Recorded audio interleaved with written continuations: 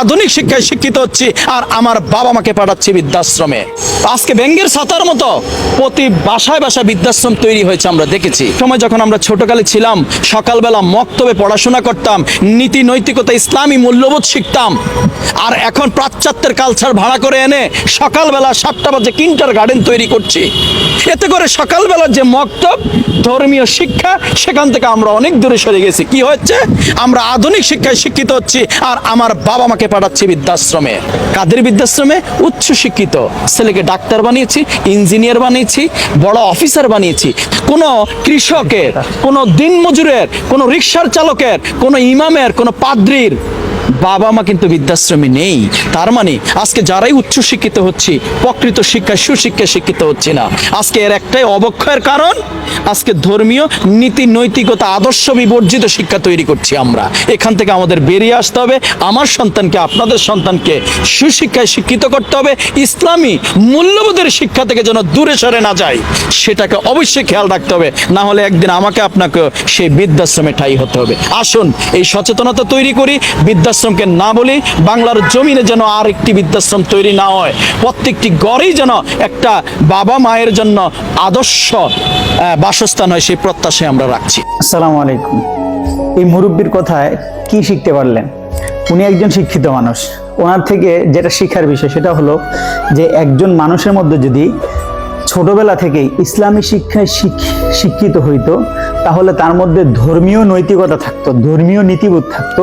আর যখন তার মধ্যে ধর্মীয় নীতিবোধ থাকবে, সে বুঝতে পারবে আল্লাহ তাআলা কোরআনের মধ্যে বলছেন রব্বির হামহুমা কামা রব্বায়ানি সগীরা, যে পিতামাতা প্রতি দয়াপরবশ হওয়া, পিতামাতার জন্য দোয়া করা।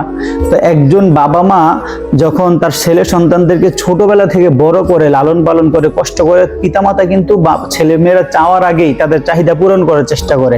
ঠিক তদ্রূপভাবে একজন বাবা মা যখন বৃদ্ধ বয়সে আসেন, অসহায় হয়ে যান, তখন ছেলে মেয়েদের কাছে কিন্তু বাবা মার চাইতে পারেন না। ঠিক আছে?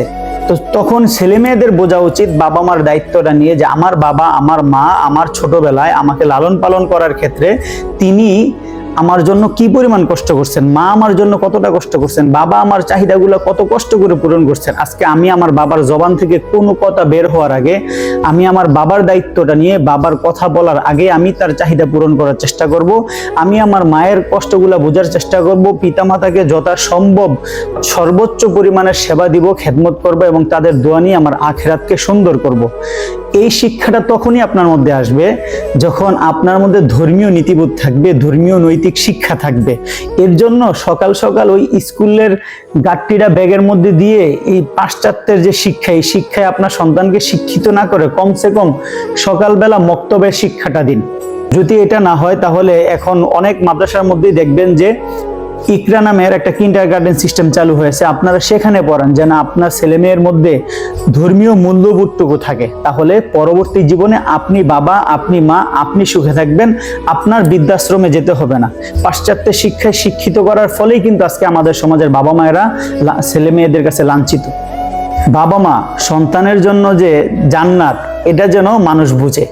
এজন্য এই ভদ্রলোকের ভিডিওটা দেখা দরকার এবং ধর্মীয় শিক্ষায় সকল ছেলে মেয়েদেরকে শিক্ষিত করা দরকার। আসসালামু আলাইকুম ওয়া রাহমাতুল্লাহি ওয়া বারাকাতুহু।